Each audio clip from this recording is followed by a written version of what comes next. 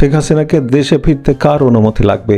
শেখ হাসিনা দেশে ফিরবেন, এটা তার এবং আওয়ামী লীগের একান্ত নিজস্ব সিদ্ধান্ত। কিন্তু হঠাৎ করে দুজন মার্কিন বিশেষ এজেন্ট জেসে এসে এমন উল্টোপাল্টা মন্তব্য করছে, ভাবটা এমন যেন দেশে ফিরতে হলে শেখ হাসিনাকে তাদের ডিপ স্টেটের অনুমতি নিতে হবে।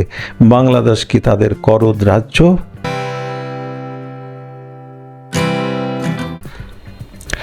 তাদের এই বক্তব্যে একটা জিনিস স্পষ্ট, তারা শেখ হাসিনার প্রত্যাবর্তনের কথা শুনে রীতিমতো আতঙ্কিত।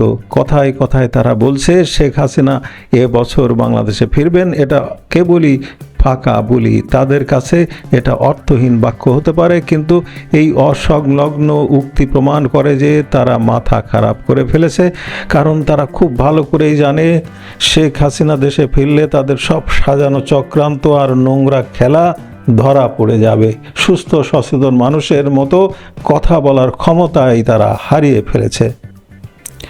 আরেক মার্কিন ডিপ স্টেট এজেন্ট তো আরও এক ধাপ নিচে নেমে বলেছে শেখ হাসিনার মৃত্যু হবে জেলে অথবা নির্বাসনে।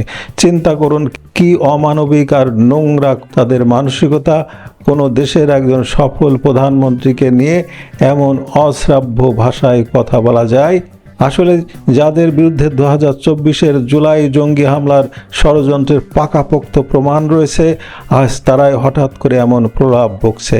তাদের এই বক্তব্যই যেন তাদের অপরাধের সবচেয়ে বড় স্বীকারোক্তি। আমার প্রশ্ন হলো, শেখ হাসিনা দেশে ফিরবেন, এতে এই দুই মার্কিন এজেন্টের কি যায় আসে? তারা কি তার অভিভাবক? তারা কি তার ইচ্ছার মালিক? যেদিন তিনি ফিরবেন সেটা তার ব্যক্তিগত ও রাজনৈতিক সিদ্ধান্ত, কিন্তু এই দুজনের মনে এত ভয় কেন, এত অবান্তর কথা কেন? তার মানে কি 2024 সালের সেই বিভীষিকায় তাদেরও সরাসরি জড়িত থাকার প্রমাণ আছে?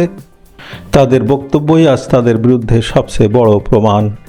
একজন সফল প্রধানমন্ত্রীর প্রত্যাবর্তন নিয়ে এমন অযৌক্তিক বক্তব্য প্রমাণ করে তাদের উদ্দেশ্যই সন্দেহজনক।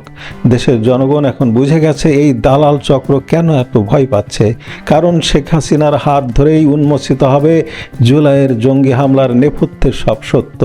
তিনিই বাংলাদেশকে উদ্ধার করে এদের সকল ষড়যন্ত্র বানচাল করবেন। বাংলাদেশের জনগণ তাদের মাটি ফিরে পাবে। মুক্তিযুদ্ধের বাংলাদেশকে ফেরাতে আজ শেখ হাসিনার নেতৃত্বে আমাদের সবাইকে ঐক্যবদ্ধ হতে হবে।